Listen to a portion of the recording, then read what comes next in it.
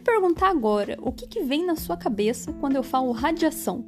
Eu tenho certeza que você vai me dizer alguma coisa negativa. Ou você vai me falar câncer, doença, letalidade, Chernobyl, bomba, alguma coisa mais no sentido negativo. Infelizmente, a gente costuma fazer essa correlação mesmo. Mas quando nós falamos em radiação, é interessante que a gente perceba que as aplicações dela são muito mais benéficas do que prejudiciais para nós. Inclusive, falando dessas aplicações benéficas, a área onde a gente mais pode citar os benefícios e que inclusive nós usufruímos disso é a área médica. Na área médica, o uso das radiações permite uma infinidade de possibilidades. A gente consegue fazer diagnóstico muito precoce de uma série de doenças, a gente consegue fazer procedimentos muito mais precisos e também procedimentos menos invasivos com esse tipo de tecnologia e até mesmo fazer tratamentos de doenças que antigamente eram consideradas uma sentença de morte. Portanto, no episódio de hoje eu vou mostrar para vocês quais são as aplicações das radiações que nós temos na área médica. Então, fique ligado!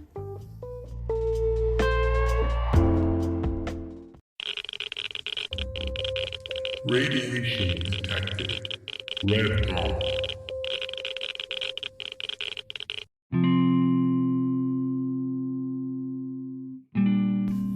Olá, meus irradiados! Como vocês estão? Aqui quem fala é a Paola e no episódio de hoje nós vamos falar sobre as aplicações das radiações na área médica. E nesse episódio especificamente ele vai servir mais como uma introdução de um quadro que eu vou trazer aqui pra gente, que é justamente as aplicações das radiações nas mais diversas áreas. Então, se tratando da área médica, dentro de cada sub-área, eu vou trazer um profissional que trabalhe com isso e conheça isso muito mais a fundo para contar pra gente a experiência e, enfim, conseguir ampliar a nossa rede de conhecimento trazendo novidades. Mas para que a gente consiga fazer isso, eu vou trazer essa introdução para a gente compreender a extensão dessa área, mais ou menos, né, como que funcionam as subdivisões e, enfim, né, para deixar aí um pouco mais sintetizado antes de a gente se aprofundar em cada uma das temáticas. E vocês vejam só como que são as coisas, né? Porque eu particularmente penso que a área médica é uma das grandes contribuições que nós temos, né? A melhor aplicação das radiações que a gente poderia querer. E as pessoas quando pensam em radiação, elas não lembram disso. Geralmente a gente lembra de coisa negativa, até que foi o que eu falei ali no início. E eu falo isso porque, não sei se eu já comentei aqui, eu já nem me lembro mais, gente, que eu já falei tanta coisa aqui nesses episódios, mas como eu sou professora, né, sempre quando eu dou a matéria de proteção radiológica, eu peço para que os meus alunos façam uma entrevista, assim, um questionário com pessoas leigas do público geral, tal como vocês que me escutam aqui, para tentar pegar essa percepção que as pessoas têm de radiação. E geralmente as pessoas têm medo, elas têm uma radiofobia ali do negócio e sempre fazem correlação da radiação com uma coisa negativa. Só que elas esquecem dessas aplicações positivas que nós temos na área médica. Todos nós já usufruímos de alguma maneira de algum tipo de tecnologia radiológica ali, que tem a radiação, e às vezes a gente nem sabe. Então, porque são muitas as aplicações. Inclusive, né, justamente quando a gente teve lá em 1895, tempo pra caramba, né, mais de 100 anos atrás, quando a gente teve a descoberta do raio-x, que eu até comentei um pouquinho sobre isso no episódio passado, dentre muitas das aplicações que o pessoal inventou ali, né, inclusive aplicações pseudocientíficas, a gente tinha assim ali a primeira área em que se viu que poderia ser completamente útil, que é a área da medicina. Porque, vocês vejam, antes da invenção do raio-x, que é uma tecnologia que permite nós vermos o que tem dentro do interior do corpo, para a gente conseguir ver o que tinha dentro, a gente tinha que abrir a pessoa. Você não tinha outra alternativa. Hoje, se a gente tá se sentindo mal, vai no hospital, a gente vai passar ali de repente fazer uma tomografia, vai fazer um raio-x e você vai conseguir identificar o que está causando a dor. Se isso fosse mais de 100 anos atrás, né, a gente tinha que abrir para ver, se ia ter que fazer uma cirurgia para tentar achar, localizar a origem da dor, a origem do desconforto, para entender o que está acontecendo.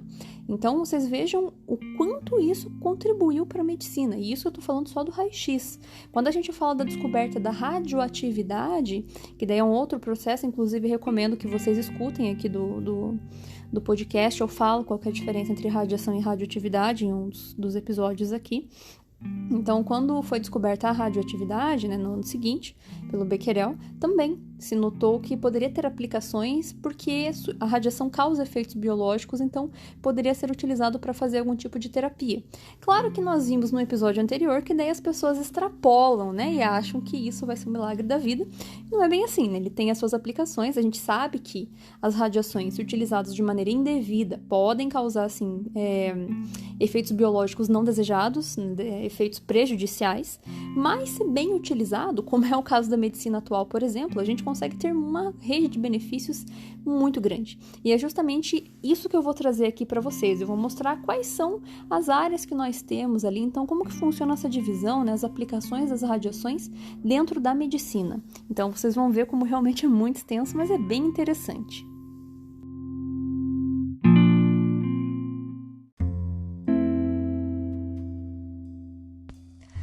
Pois muito bem, meus irradiados. Quando nós falamos das radiações aplicadas na medicina, basicamente ela vai servir para fazer ou diagnóstico ou terapia de algum tipo de doença. E nós temos 3 grandes áreas de aplicação dentro da medicina que usam radiação, que basicamente vai ser o radiodiagnóstico, a radioterapia e a medicina nuclear. Essa divisão basicamente acontece porque cada uma dessas 3 áreas tem variações específicas entre elas, como, por exemplo, o tipo de radiação que se usa, o tipo de fonte, as aplicações, se é para terapia, se é para diagnóstico, o órgão que faz a fiscalização desse tipo de instalação, então varia também de um para o outro. Então, tudo isso são fatores que fazem a gente ter essa divisão. Além disso, quando a gente vai olhar as normativas que fazem a regulamentação dessas áreas, a gente costuma encontrar dividido dessa maneira. Então, por isso que a gente categoriza dessa forma.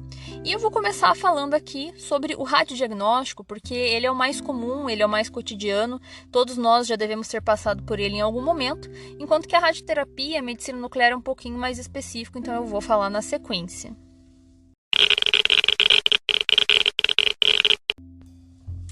Bom, então, falando sobre o radiodiagnóstico, antes disso, inclusive, só pontuando, que enquanto eu falo, eu me mexo bastante. E como tá muito frio, eu moro aqui na cidade de Curitiba, a minha blusa fica fazendo um barulho de esfregação. Porque eu tô mexendo os meus braços, que, nossa, chega a dar um... Mas, infelizmente, tá muito frio, eu não posso tirar a minha blusa. Então, vai com esse barulho horrível de fundo mesmo.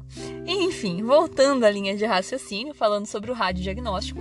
Bom, o nome já diz, né? Então, radiodiagnóstico, ele vai ser uma área de aplicação da radiação que vai preconizar diagnóstico de doenças. Mas, assim, quase sempre ali os exames vão fazer o diagnóstico por imagem, mas a gente tem também diagnóstico quantitativo de acordo com a atenuação da radiação, mas eu vou comentar mais adiante para vocês entenderem. Todos esses equipamentos do radiodiagnóstico, todos eles, utilizam raio-x, portanto, eles vão ter uma fonte de raio-x, que é o nosso tubo, ampola de raio-x. Inclusive, tem um episódio aqui no Radion onde eu falo como que a gente tem, como que se faz um raio-x. Recomendo que vocês ouçam, mas é basicamente um tubo que parece uma lâmpada.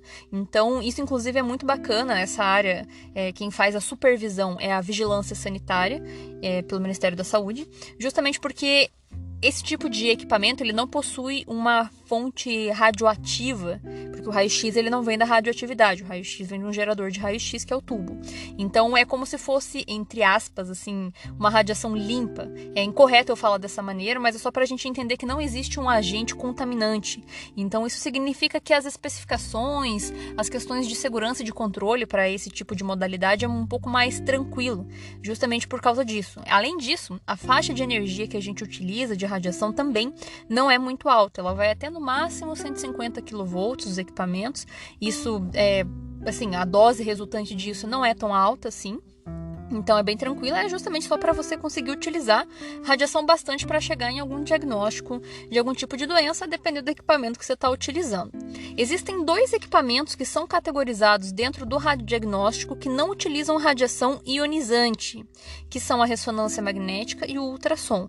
Desses equipamentos, especificamente, eu não vou falar, porque eles não utilizam a radiação ionizante, que é o que eu costumo abordar aqui, né? Mas são equipamentos classificados, categorizados dentro do radiodiagnóstico, mas que não utilizam radiação ionizante. A ressonância utiliza radiofrequência e o ultrassom ou ecografia utiliza a onda de som que a gente não escuta, né? A onda de som num espectro acima da nossa audição. Então, são muito mais tranquilos, muito mais seguros, porque os efeitos biológicos ali praticamente, né, nem não acontece nada, assim, né? Quer dizer, pelo menos a gente nunca viu acontecer alguma coisa. Então, eles acabam sendo mais tranquilos ainda, né? Mas estão dentro do radiodiagnóstico. Mas dos equipamentos que utilizam radiação, né? Todos os que utilizam radiação é radiação X, todos eles têm uma ampola de raio-x, não existe fonte radioativa, um césio, um cobalto lá dentro, nada disso. É apenas um tubo de raio-x que parece uma lâmpada que, se você desligar, simplesmente a radiação deixa de ser emitida. Basicamente é assim que funciona. E nada melhor do que nós começarmos falando do raio-x. Então, dentro do radiodiagnóstico, né, então tem as submodalidades, e eu vou começar falando do raio-x, porque o raio-x é o mais básico de todos. Inclusive, ele foi a primeira das tecnologias da área de saúde a ser inventada e a ser utilizada. Porque lá em 1895, quando o Röntgen fez a descoberta, né, do raio-x, enquanto ele fazia o estudo com o tubo Crook, que eu até falei no episódio anterior, né, como que foi a descoberta, a primeira radiografia publicada no mundo científico que ele fez era da mão da esposa dele. Eu, inclusive, acho isso muito bom, né, porque a mão dele ele não pôs, né, ele pôs a mão da mulher. Apesar que na história fala que ele descobriu porque ele passou a mão dele por primeiro, né, mas para fazer a imagem ele botou da mulher. Então, essa foi inclusive considerada a primeira radiografia médica que a gente tem registro, e a partir disso, então, foi super difundido, e isso foi como se fosse um avanço na medicina num nível, gente, tão grande, porque assim, pensem que antes do raio-x, para você conseguir saber o que tinha dentro de uma pessoa, você tinha que abrir ela. Você tinha que fazer um procedimento completamente invasivo. Tipo, eu tô com dor na minha barriga. Se fosse 120 anos atrás, né, 125 anos atrás, você tinha que abrir para ver o que estava doendo. Hoje não, hoje com essa tecnologia de radiação, né, a gente consegue enxergar por dentro sem necessidade de fazer um procedimento invasivo. Então olhem que evolução que é a descoberta do raio-x e a aplicação dele, né? Inclusive até hoje, um dos grandes avanços da medicina. E, inclusive, vejam que interessante, né? Até no episódio anterior eu falei, né, que as pessoas, quando descobriram o que era radiação, radioatividade, enfim, elas usavam para tudo, né? Especialmente o elemento rádio, que eu comentei bastante, mas o raio-x também eles usavam bastante. Na época, quando não se sabia que a radiação fazia mal, e os raios-x da época, eles eram muito mais... como eu posso explicar? Eles eram bem menos seguros do que é hoje. Hoje a gente tem uma série de mecanismos de proteção nessas máquinas, né? Antigamente não era assim, era radiação a rodo ali. As pessoas quando casavam, faziam radiografia da mão com o anel, porque até comentei aqui, inclusive, também no episódio anterior, né, o que acontece quando a gente entra com metal no raio-x, né, que na verdade o raio-x ele só vai fazer uma sombra na imagem, né, aquele metal. Então as mulheres iam e faziam radiografias das mãos para mostrar aliança no esqueleto, enfim, né, coisa da época. Mas então, só para pontuar aqui como de fato o raio-x foi essa primeira tecnologia inventada e que a gente usa até hoje. E o raio-x, ele tem essa vantagem de ser muito disponível. A gente consegue ter esses equipamentos em clínicas, em hospitais. Quase todos os hospitais têm pelo menos um raio-x, porque a gama de patologias que a gente consegue identificar são muito grandes, mas não são tudo, né? Assim, não são todas as doenças que a gente consegue ver. Inclusive, isso é importante de pontuar, porque a gente acha que essas tecnologias de imagem, elas vão ser mágicas e vão desvendar todos os mistérios que tem dentro do nosso corpo e dar resultado, a cura, a solução de tudo, e não é assim. Justamente essa é a razão da gente ter várias modalidades de exame diferentes, cada um serve para uma coisa, né? Então, o raio-x, ele não vai servir para ver tudo, mas hoje em dia, graças a muitos estudos que nós temos, né, poucos anos de evolução de existência desse tipo de exame, a gente tem naturalmente muita coisa documentada. Mas, basicamente, assim, né, o raio-x, ele vai servir para ver, por exemplo, trauma, se a gente tem alguma quebra, tanto que em pronto-socorro, o primeiro lugar que a gente passa é o raio-x, para ver se os nossos ossos estão quebrados, né, o que está quebrado. Então, tudo que é relacionado à estrutura óssea é muito visível no raio-x, porque no raio-x a gente consegue ver muito melhor estruturas que dão diferença de contraste entre si. Então, o osso e o tecido mole dá uma diferença muito grande de contraste, a gente consegue ver muito bem. Então, é muito visível qualquer coisa relacionada a trauma, quebra, fratura, problema de articulação, luxação, entorse, qualquer tipo desse naipe assim de problema, a gente consegue ver muito bem. A gente consegue ver também muito bem doenças relacionadas à parte do pulmão. Então, por exemplo, enfisema, sei lá, algum tipo de câncer que esteja ali no pulmão, na metástase. A gente consegue ver derrame pleural, que é líquido no pulmão.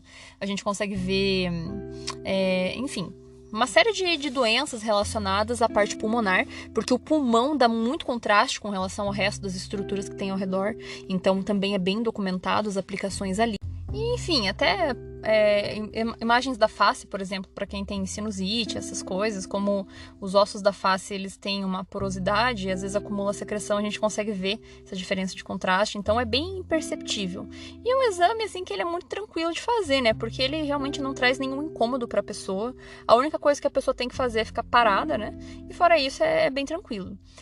Tem partes do corpo que não são muito visíveis no raio-x, né, como o cérebro, que eu havia comentado, mas também tem o abdômen. O abdômen, ele é as nossas vísceras, elas têm uma densidade muito parecida entre elas, então isso não dá diferença de contraste bastante na imagem. Então tem coisa que infelizmente não dá pra gente enxergar. E aí a gente pode fazer duas alternativas, né, ou fazer um exame complementar que mostre melhor essas vísceras, como por exemplo o ultrassom, ou então fazer uma modalidade que se chama exame contrastado, que é no raio-x, só que ele é uma subversão do raio-x que acontece justamente para ver essas estruturas que têm uma densidade muito próximas. Então, o que a gente faz? A gente injeta na veia da pessoa uma substância à base de iodo e ela vai percorrer ali a vascularização e tudo mais e vai dar um realce nas estruturas que a gente quer ver. Então, o exame contrastado ele vai servir para isso. A gente consegue ver os rins, a gente consegue ver a bexiga, dá para a gente fazer contrastado do útero. Aí, nesse caso, são exames um pouco mais desconfortáveis, não é tão simples quanto só a radiografia. Por exemplo, para fazer um exame do sistema urinário, tem um exame que se chama uretrocistografia, em que a gente tem que passar um catéter na uretra da pessoa para preencher a bexiga com um contraste de iodo e poder fazer a imagem da pessoa esvaziando a bexiga, ver se está funcionando e tudo mais. Então aí realmente é um pouquinho desconfortável de fazer. O exame do útero, ele se chama histerosalpingografia, a gente também tem que fazer uma inserção de contraste, então isso faz distensão do órgão, é desconfortável. Tem um exame que é mais chato ainda, que a gente chama de enema opaco, que é para fazer a visualização do intestino grosso. Então a gente tem que fazer duplo contraste. A gente tem que preencher com um contraste que nesse caso vai ser a base de bário, que é um outro elemento que ele tem uma densidade maior do que da estrutura do corpo humano, né? Então ele vai dar a diferença de atenuação da radiação, por consequência uma diferença de contraste. Então a gente faz o preenchimento do intestino grosso com bário, pelo reto mesmo, e depois a pessoa esvazia e a gente faz o preenchimento na sequência com ar, e isso causa distensão da víscera e naturalmente isso dói. Então não é que ele dói, né? Ele é um desconforto abdominal, é uma cólica. Então isso traz um desconforto para o paciente e não é tão simples quanto só o raio-x. Mas assim, né, é bem específico também, é para situações e diagnósticos muito pontuais que se faz esse tipo de exame, tá? Mas é uma possibilidade, então vejam quantas coisas a gente consegue fazer, e isso que eu tô falando só do raio-x. E ainda tem mais um outro tipo de raio-x que ele é um carrinho.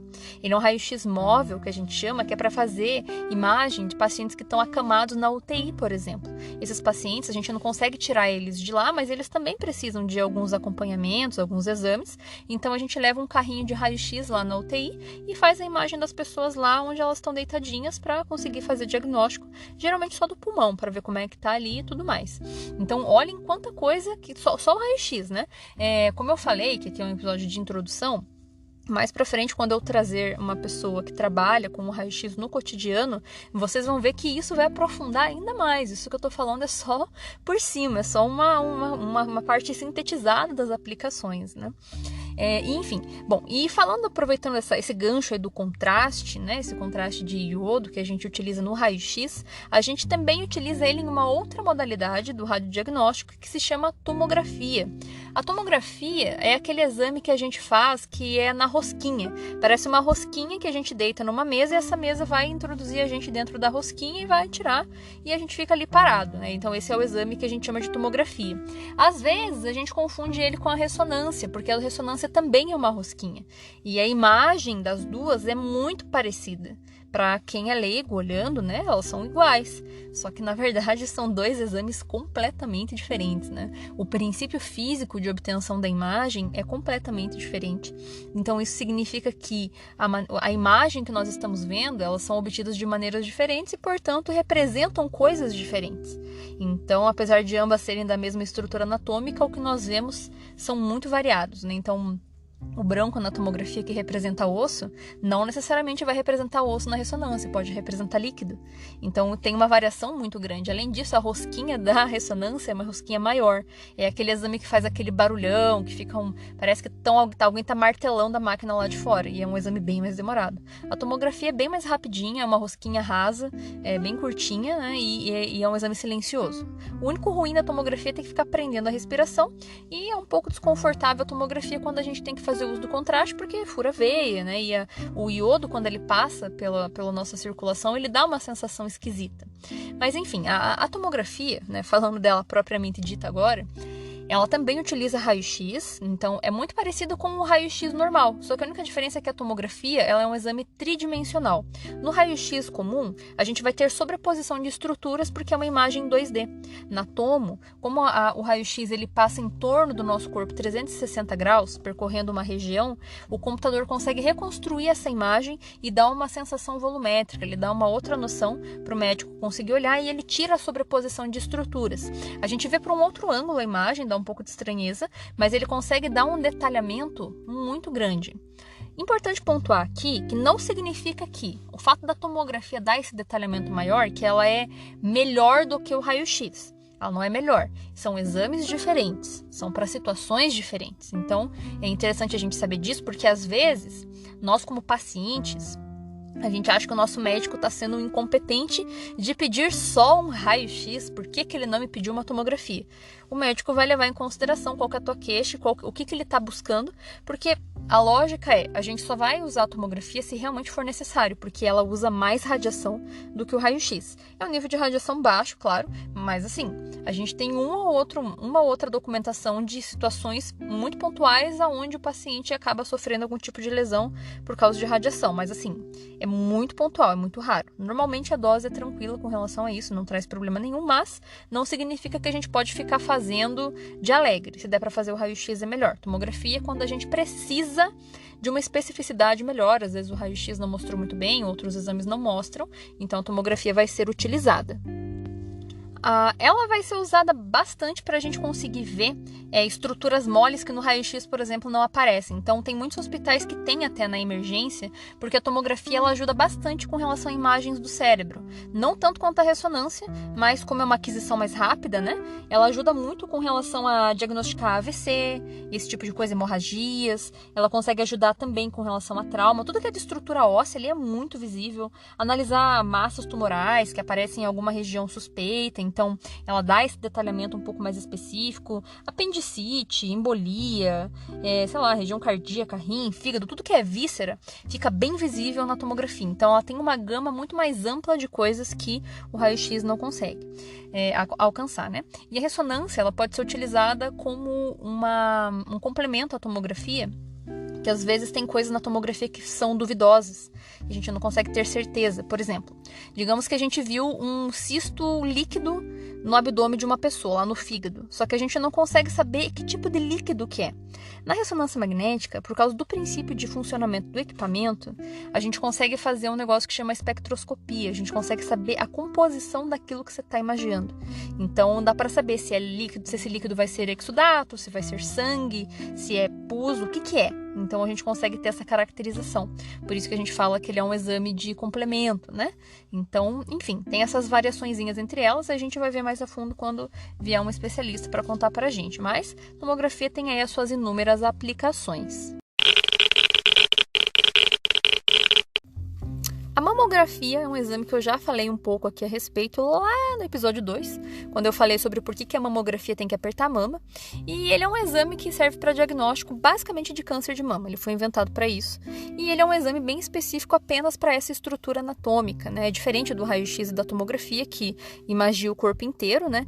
Quer dizer, a gente pode fazer do corpo inteiro. Não quer dizer que vai aparecer alguma coisa laudável ali, mas a gente pode fazer do corpo inteiro. A mamografia não. A mamografia é específico para fazer na mama, né? É um exame da mama, seja do homem ou seja da mulher.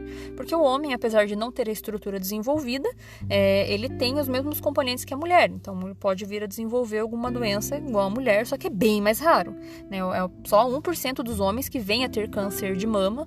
Então, comparado com a mulher, né, não tem nem como a gente fazer essa comparação, muito diferente. Mas, se precisar, o homem pode fazer o exame normalmente como a mulher, né? Apesar de ser um pouquinho desconfortável.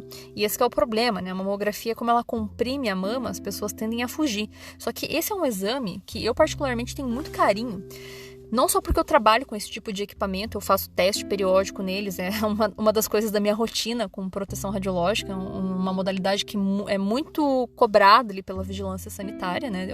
Os cuidados, a atenção com qualidade de imagem, porque esse é um exame que ele pode ser crucial para salvar a vida de uma mulher. Ele vai servir, porque não é assim tipo um diagnóstico quando já tem o câncer, ele é um diagnóstico precoce, é para quando o câncer ainda está num estágio tão inicial e tão pequeno que a gente consiga tratar ele e minimizar os danos, porque os tratamentos ficam mais agressivos conforme o câncer vai crescendo e vai se tornando pior, né? Então a mamografia, ela tá aí para isso, só que naturalmente ela precisa ser bem feita para produzir esse efeito desejado.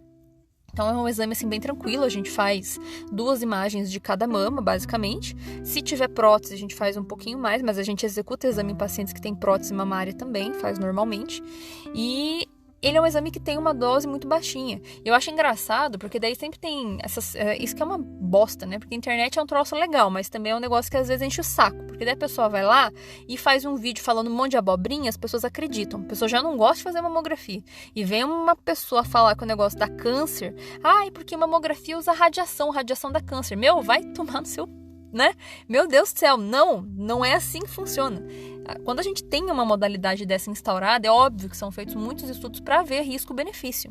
O benefício de uma mamografia é muito superior ao risco de você ter um câncer radioinduzido, especialmente levando em consideração que não é um exame que você faz todo dia, é um exame que você faz a cada 2 anos, ou menos se você tiver indicação médica, né?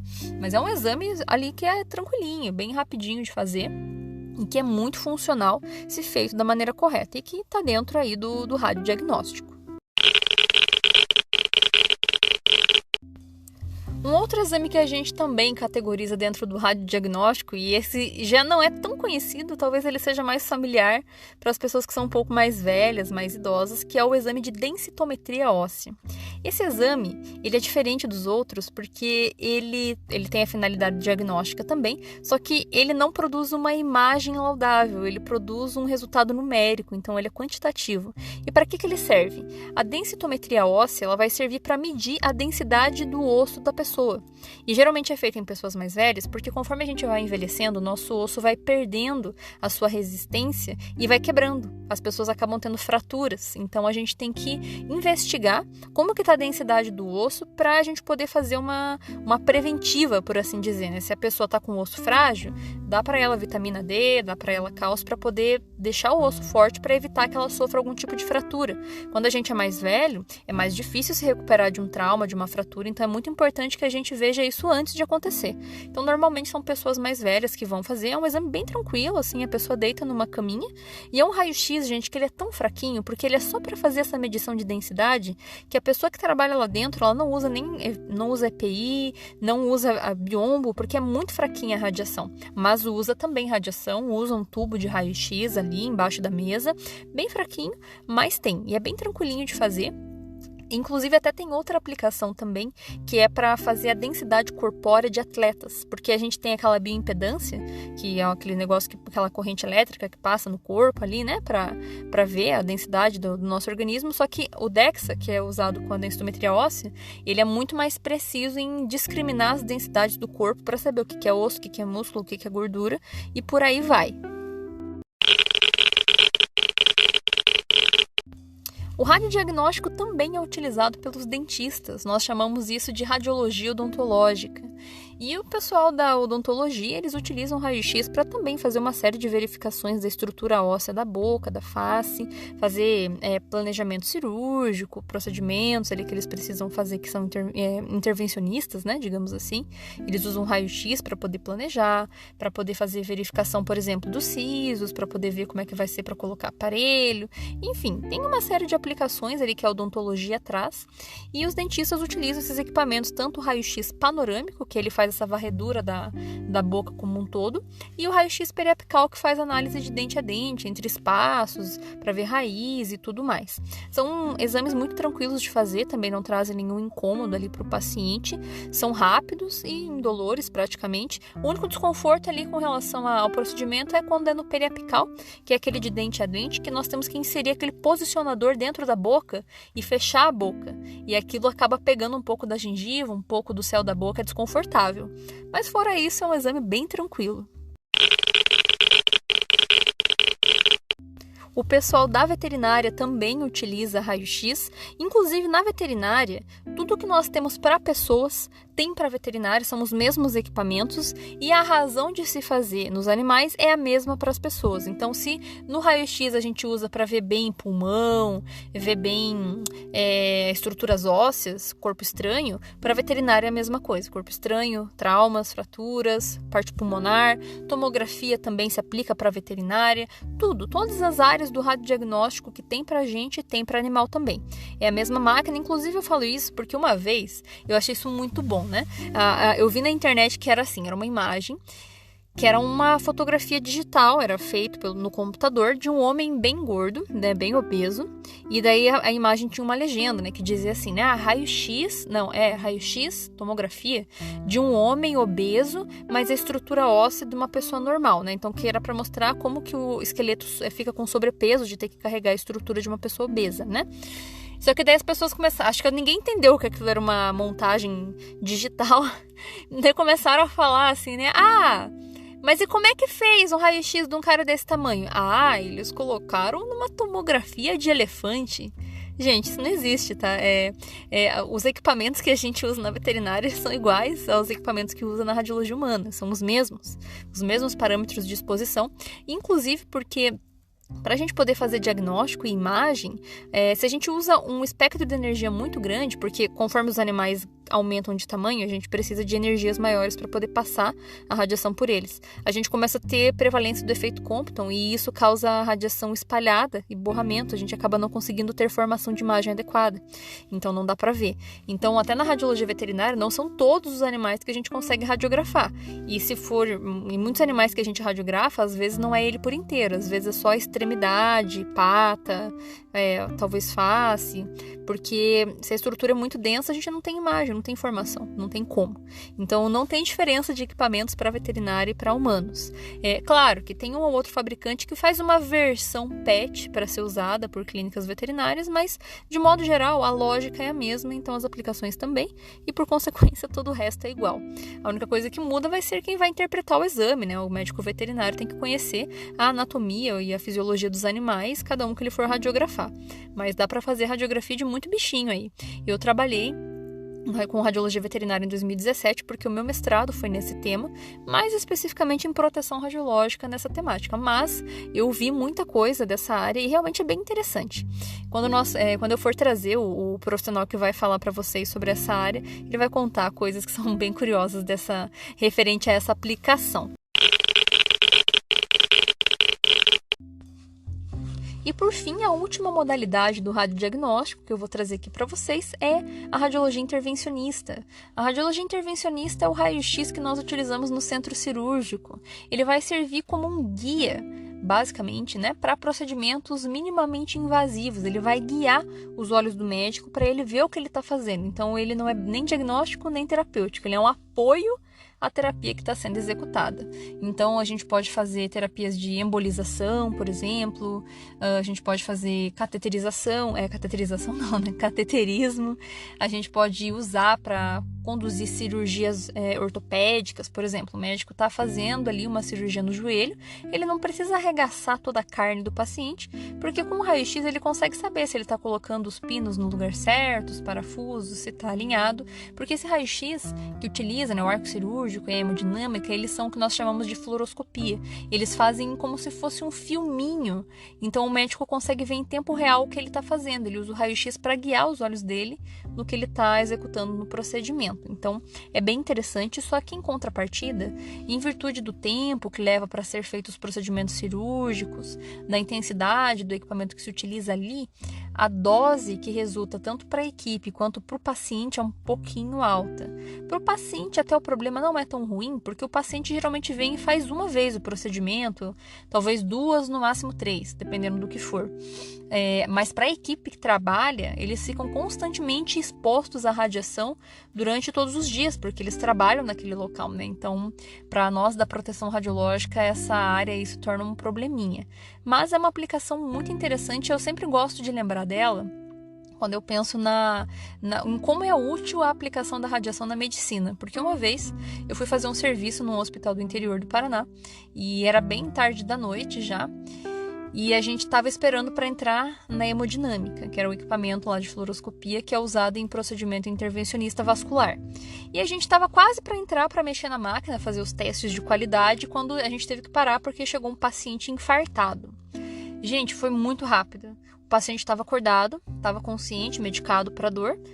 Colocaram o paciente na sala, limparam, esterilizaram tudo, o médico já estava a caminho. Gente, sério, o momento, da hora que o médico entrou na sala até a hora que ele terminou o procedimento de fazer esse desinfarte, por assim dizer, completamente errada a terminologia que eu usei, obviamente, né? Mas para simplificar aqui, então, levou acho que uns 20 minutos. Foi muito rápido. Então, o médico, assim, ele chegou, entrou na sala, fez a punção ali na veia do paciente, ou na artéria, né? E conduziu o cabinho, a hemodinâmica ele ia usando para ver aonde que o cabo estava passando, até ele chegar ali nas carótidas, achar onde que estava o infarto, tirar a obstrução que tinha no caminho e voltar a circular sangue ali. O paciente saiu acordado o tempo inteiro, só com a sedação ali, né? Inclusive isso me dava aflição, porque eu vi ele acordado e troço cutucando o coração dele lá dentro. Ui, credo. E, gente, foi muito rápido. Ele saiu e ele foi para um quarto de enfermaria. Gente, se não existisse esse procedimento de hemodinâmica, pensem, você tinha que abrir o tórax da pessoa e mexer no coração dela. Gente, isso é muito absurdo se a gente for parar pra pensar. Tipo, cara, você tem que quebrar a costela, né? Cortar o externo, mexer no coração. E a chance da pessoa morrer era muito grande. E depois, se sobrevivesse ainda, a chance de ter uma infecção, de ter alguma complicação, ficar na UTI, até recuperar, meu Deus, que rolê. Então, novamente pontuo, olhem o benefício. Eu sempre gosto de pegar esse tipo de exemplo para mostrar. Eu acho que dá muita ênfase, assim, sabe? Em como realmente é muito vantajoso se utilizado adequadamente. Claro, né? Sempre lembrando das questões de proteção dentro desses ambientes. Bom, então basicamente tudo isso que eu trouxe para vocês aí é contemplado dentro do radiodiagnóstico. Então eu falei basicamente sobre o raio-x móvel de UTI, falei sobre o raio-x contrastado, a tomografia, a mamografia, o raio-x odontológico, a densitometria, a radiologia veterinária e a radiologia intervencionista. Então olhem quantas sub-áreas a gente tem só no radiodiagnóstico. Ainda faltam 2 outras áreas para eu falar, que é a radioterapia e a medicina nuclear. E o que eu vou escolher falar agora é da radioterapia, que realmente é bem interessante. Eu até prometi para vocês há um tempo atrás que eu falaria sobre isso. Novamente pontuo, aqui é apenas sintetizado, porque realmente dá para se aprofundar muito dentro disso. E inclusive já tem uma pessoa para falar sobre radioterapia, que é um colega meu que se chama Matheus, que eu espero que esteja ouvindo. Se você está ouvindo, olá, Matheus. E ele vai conversar com a gente aqui, né, na sequência sobre isso mais para frente. Então, enquanto isso, eu faço essa breve introdução para vocês.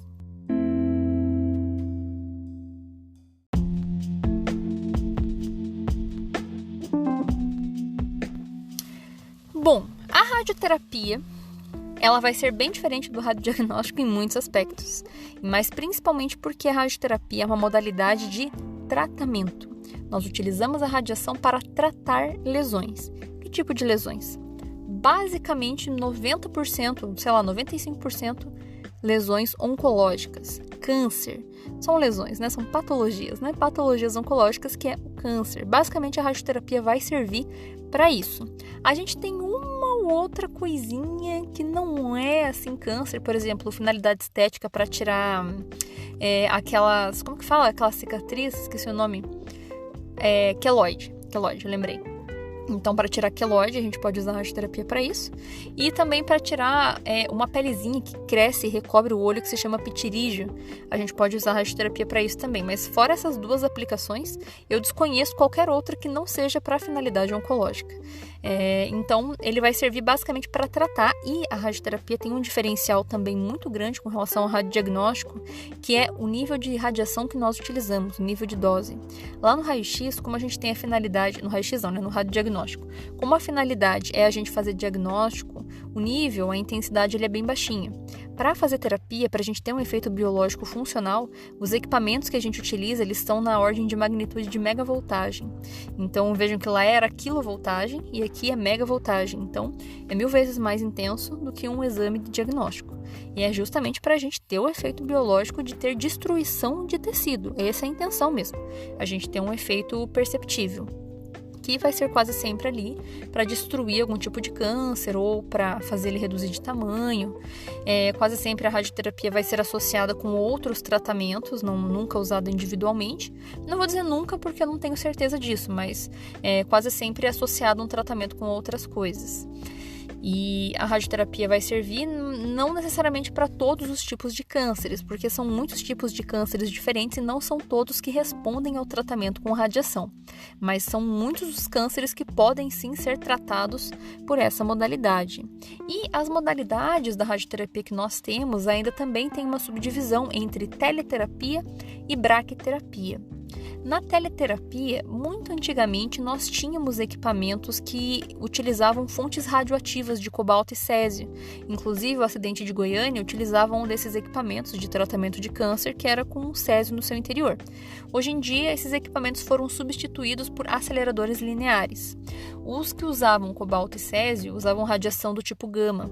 Os aceleradores lineares produzem raio-x e elétrons, então são outros tipos de radiação, muito mais energéticos, inclusive, e quem faz a supervisão desse tipo de instalação, justamente por causa do nível de radiação, do risco e do perigo, é a Comissão Nacional de Energia Nuclear, aqui no Brasil. Então, a fiscalização deles é bem diferenciada, os critérios de segurança são muito diferentes, né? Então, dentro dessa teleterapia, a gente tem esses tipos de tratamento para fazer, eles são externos ao paciente, né? O feixe vai ser jogado de fora para dentro e tem que ser um planejamento, uma precisão tão grande, gente, porque como o efeito da radiação é tão letal, se a gente errar ali, você mata a pessoa. Então, isso que é o X da questão ali, tem que ser tudo muito preciso, muito organizado. Alguns dos acidentes que eu vou trazer aqui no podcast para falar para vocês aconteceram em radioterapia. E quando acontece, é tenso o negócio. Mas, enfim, deixemos essa cereja do bolo mais para a gente falar mais para frente.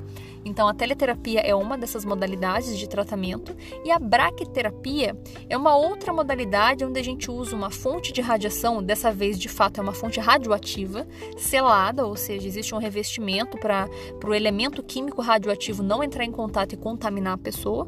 Então, ela tem essa selagem e ela vai ser inserida diretamente dentro do tumor. Geralmente são tumores cavitários, como o tumor de colo de útero, coisas do tipo, mas eles vão ser inseridos diretamente no local onde tem a lesão. E eles podem ser tirados ou não, e eles ficam ali. São um nível de dose considerável que, digamos assim, ele não queima porque a radiação não queima, mas o aspecto é muito parecido com queimadura. É o que a gente chama de eritema, né? Eritema, descamação, ulceração, são os efeitos determinísticos da radiação e são causados por esse tipo de tratamento de modo intencional, porque a intenção é, de fato, destruir aquele tecido que é prejudicial para o corpo. Então, essas são as duas divisões da radioterapia. É um exame, é uma modalidade que ela é multidisciplinar, tem que ter uma série de profissionais atuando ali para justamente conseguir fazer com que seja o mais preciso possível e o tratamento do câncer seja o mais efetivo possível. Não é 100% de garantia, mas ele funciona quase sempre muito bem se ele for bem executado. Inclusive, é interessante pontuar aqui também que a quimioterapia, ela não utiliza radiação. Às vezes as pessoas pensam que sim, mas não. A radioterapia usa radiação ali e ela é bem tranquila de fazer até. Ela não dói, sabem? Tipo, a pessoa deita né, se for a teleterapia, a pessoa deita, a máquina joga a radiação, é uma questão de minutos, 5 minutinhos, a pessoa já levanta e vai embora. Depois, dependendo da região onde está o câncer e da região onde passou o feixe de radiação, a pessoa pode sim sentir uns desconfortos, porque é um nível muito intenso de dose, pode aparecer ali mucosite, né, que é uma inflamação das mucosas, então causa ali um certo desconforto a depender. Pode causar efeitos biológicos, como que a gente fala? Secundários, digamos assim, então esterilidade pode acontecer, tudo vai depender, é planejado para não acontecer, mas são efeitos colaterais que são previstos e a gente tenta evitar, mas pode não dar certo. Enfim, mas quase sempre, né, cai naquela lógica de que o benefício dessa aplicação é muito superior ao risco. E, inclusive, eu até comentei no episódio passado aqui do podcast que quando eles descobriram os elementos radioativos, como o rádio, por exemplo, eles percebiam que tumorações tinham uma redução de tamanho, elas atrofiavam quando você usava esse elemento em cima, né? Tinha esse efeito de atrofia naquela região tumoral. Então, já se iniciou aí a radioterapia, então há muito tempo atrás que eles percebiam que era efetivo. Hoje, felizmente, como a gente tem muita tecnologia, esses procedimentos andam cada vez mais precisos e com menos efeitos colaterais para os pacientes, sobrando aí, então, muita coisa boa para a gente confiar nesse tipo de modalidade.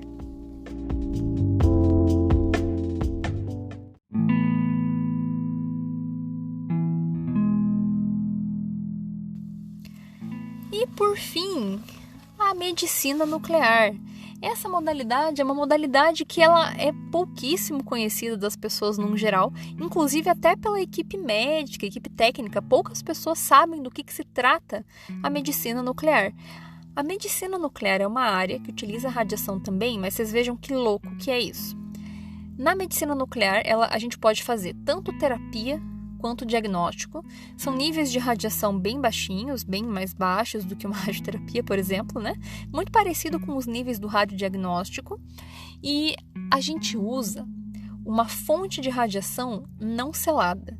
A gente usa uma substância líquida, é uma fonte radioativa, é uma substância radioativa que nós injetamos na veia da pessoa. E ela vai ser redirecionada para alguma parte do corpo para ter o seu efeito ou de imagear ou o seu efeito de tratar. Quando a gente fala em imagens, a gente pode ter ali cintilografias, o PET-CT, que é uma fusão da medicina nuclear com a tomografia. Então, tem algumas imagens que a gente consegue fazer. E as aplicações são diversas. Ela é muito comum de ser utilizada, especialmente a cintilografia, para fazer diagnóstico de metástase óssea. Então, a gente vai injetar na veia da pessoa uma substância radioativa que ela vai fixar aonde tiver lesão tumoral. E daí vai ficar ali irradiando, porque ela é uma fonte radioativa, é um elemento radioativo. Fica ali irradiando e a máquina vai detectar essa emissão de radiação e mostrar aonde existem os pontos de metástase.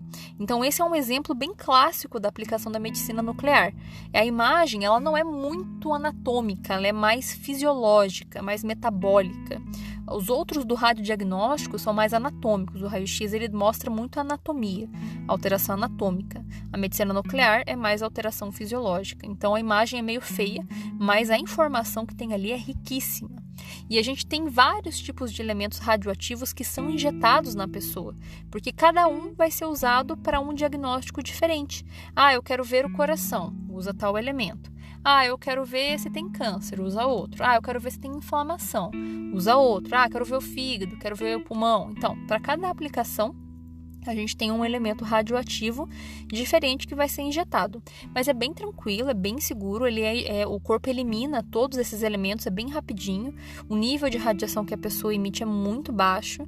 Ela fica sim contaminada, mas por pouco tempo. A clínica tem todo um controle, tanto das fontes quanto dos pacientes, um controle de circulação para não ficar expondo outras pessoas. A clínica inteirinha é toda feita de chumbo para poder ter controle de área, né? Não irradiar as pessoas que estão próximas ali. Então é tudo, assim, é uma das áreas que a gente tem mais sistematização de todas, assim. É uma questão de estrutura organizacional que tem que ser impecável, porque é muito cobrado, é fiscalizado pela Comissão Nacional de Energia Nuclear também. E, enfim, Mas o resultado disso é muito rico. Então, dá para fazer diagnóstico de muitas doenças que, infelizmente, às vezes os médicos nem sabem e acabam nem pedindo para os pacientes. Então, é interessante aí para vocês saberem que existe essa modalidade para, talvez, no futuro, quem sabe, vocês precisam, né? Espero que não, mas se precisar, saber que tem isso à disposição. Então, para diagnóstico, a gente tem a cintilografia, o PET-CT, e para terapia, nós temos a aplicação desses elementos radioativos também dentro da pessoa. Só que vejam, tem uma diferença entre a medicina nuclear e a radioterapia, porque eu falei agora, né? Que na radioterapia nós temos a braquiterapia, que a gente insere as fontes dentro do câncer. E na medicina nuclear também, nós inserimos a fonte de radiação dentro da pessoa. Só que a diferença é que na radioterapia as fontes são seladas, não existe contaminação. Na medicina nuclear existe contaminação porque a fonte é líquida. A gente está usando uma fonte não selada que dispersa dentro do corpo da pessoa. Ela vai ser redirecionada naturalmente para a região onde precisa ser tratado. É natural do corpo, tá? Ele vai absorver aquele elemento químico e vai ficar ali. E a gente tem que esperar dar o tempo de meia-vida daquele elemento para a pessoa parar de ficar contaminada e parar de ficar irradiando para ela poder ir embora. Eu conheço 2 aplicações da medicina nuclear que são bem comuns, que é o tratamento de iodoterapia, que quase sempre é para tireoide, mas dá para tratar outras coisas também, onde a gente injeta iodo radioativo na veia da pessoa, ele tem afinidade com a tireoide e vai ficar ali irradiando e tratando aquela estrutura até ela atrofiar, no caso da pessoa que tem câncer naquela região. E uma outra aplicação muito interessante é o radioativo, o mesmo que as meninas do rádio do episódio passado usavam para pintar relógio. Ele é utilizado hoje na medicina nuclear, tanto ele quanto o samário radioativo, para fazer tratamento de metástase óssea para reduzir dor no paciente terminal. Porque como o câncer ósseo ele vai fazendo uma anomalia estrutural no osso, isso causa muita dor, porque a gente tem terminação nervosa que passa ali. Então, quando a gente injeta radioativo ou samário, eles naturalmente vão se fixar naquela estrutura onde está o câncer e elas vão fazer com que atrofie, com que reduza de tamanho, que vai minimizar a compressão e vai trazer um alívio para a dor, porque quando está nesse estágio, às vezes nem morfina funciona.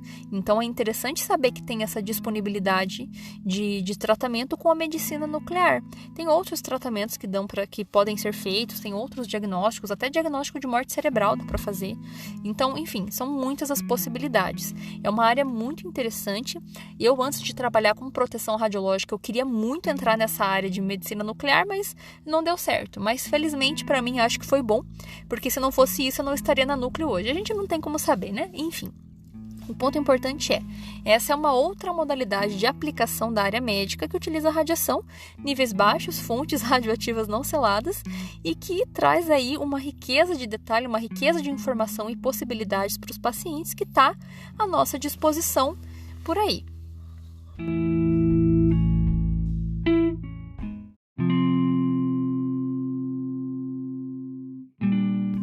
Bom, e por fim, então, né, pessoal, como vocês puderam ver, de fato são muitas as aplicações na área médica. Inclusive, existe até a possibilidade de eu ter esquecido de citar alguma delas, mas de modo geral eu acredito que eu tenha pego o suficiente de modo sintetizado aqui para a gente abordar. Então, relembrando aqui o que eu falei, que são 3 grandes áreas, que é o radiodiagnóstico, a radioterapia e a medicina nuclear. O radiodiagnóstico vai ser basicamente para diagnóstico usando raio-x, energias baixas. A medicina nuclear vai ser também para diagnóstico ou terapia, utiliza energias baixas, usa fontes radioativas não seladas, que são inseridas dentro da pessoa de forma líquida por meio da circulação sanguínea, faz a punção ali, injeta. E a radioterapia é para fazer tratamento com níveis altíssimos de radiação para destruir câncer, basicamente é para isso que ela serve. Tem uma ou outra aplicação que fogem disso, mas de modo geral, essa é a finalidade. Então, olhem a gama de possibilidades e novamente pontuo, aqui eu tô só sintetizando e eu acho que já deu uns 50 minutos de eu só falando aqui nessas possibilidades. Então, quando eu trouxer cada pessoa para falar e a gente aprofundar cada uma dessas áreas, vocês vão ver como de fato as coisas são muito surpreendentes e como as aplicações da radiação são de fato muito mais benéficas do que a gente imagina. Então isso pode servir para a gente entender que a radiação não é esse monstro, esse bicho de 7 cabeças que a gente sempre vê representado na mídia, a gente vê representado em filme, em arte. Ela não é isso. ela tem potencial para isso, ela já foi usada para isso, mas hoje em dia a gente tem muito mais aplicações pacíficas. Olhem todos esses benefícios que nós temos e comparem com os malefícios. Será que realmente a radiação é tão ruim assim quanto as pessoas pensam? É interessante para a gente refletir um pouco sobre isso. E, bom, eu espero que vocês tenham gostado desse episódio super extenso e cheio de informação, super densa, né? E se vocês novamente pontuam, né? Se tiverem sugestões, dúvidas, qualquer coisa, entrem em contato comigo por meio do Instagram ou por meio do e-mail radiaçãoparaleigos@gmail.com e nos vemos no nosso próximo episódio, pessoal. Muito obrigada e até lá!